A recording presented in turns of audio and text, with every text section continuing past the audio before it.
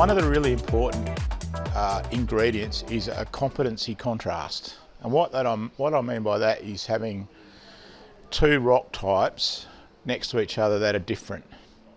And the classic example of that is a basalt and a sediment.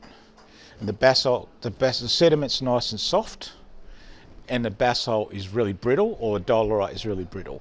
And if you have them right next to each other on a structure, what happens when they've got the fluid with the gold, it comes through the nice soft stuff, hits the hard stuff, and then drops out. So that scenario of a sort of a mafic sediment contact is a very common gold model. And marlebone probably is not as good for that model. So at marlebone you've got a dolerite sitting in ultramafic. So there's not as much difference between the dolerite and the ultramafic. But Blackfriars, which is the new one that we discovered, that sits on this mafic sediment contact. And we've got 1 gram hits along that contact for at least 1 kilometre. And the northernmost hole that we have assays for at the moment finished in 11 grams per tonne at the end of the hole with sulphides. So to me, at this stage, I go, okay, marlebone's really good and there's lots of gold and there's lots of smoke.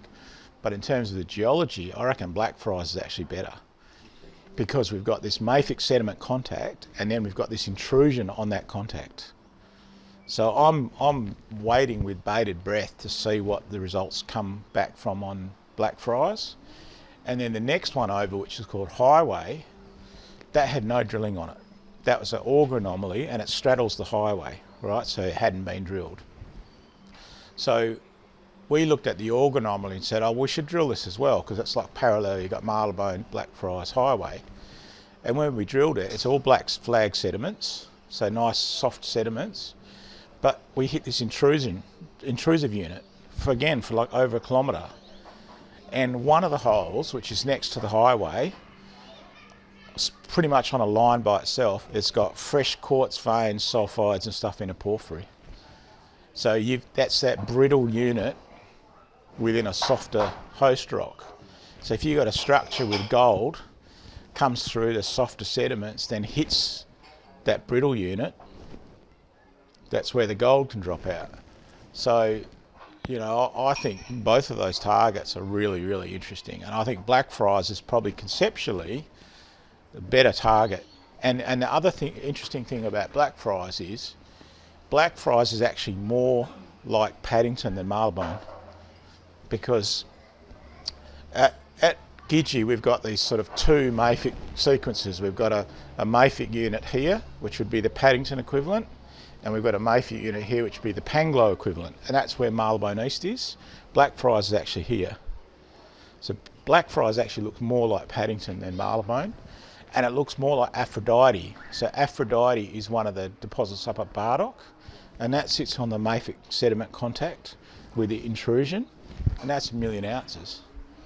So are they missing assays coming from Blackfriars? Yeah. So those 100 holes that we're waiting on are infill holes at Blackfriars and the first pass at Highway. So we've already seen hits up to 11 grams per tonne at Blackfriars, and we've got 1 gram hits all over, but they were all wide. They were like 400 by 100. Now we've got 200 by 50, and we're waiting on all that. So based on what I've seen on the other tenements, I would expect that we'd get some pretty good numbers out of Blackfriars. And it's more discrete. It's a sort of more discrete target, whereas Marlebone's sort of a bit, there's like patches all over the place.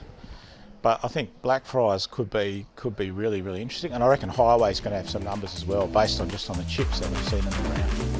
So yeah.